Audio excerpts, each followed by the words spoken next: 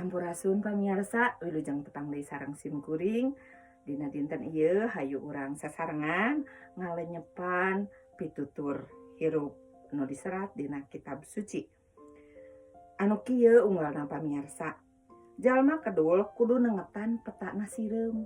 Nah, eueuh anu ngapalaan, eueuh nu ngatur, eueuh nu marentah, tapi sakitu gartolna.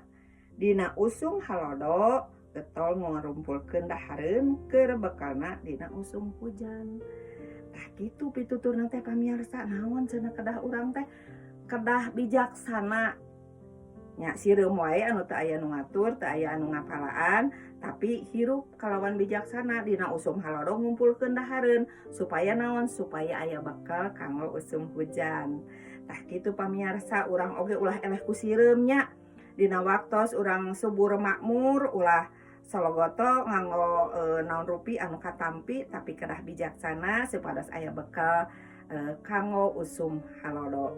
Engkena dina usum hujan urang aya bekal, dina usum halodo urang ngumpulkeun tah kitu. Sakitu nu kapihatur permios.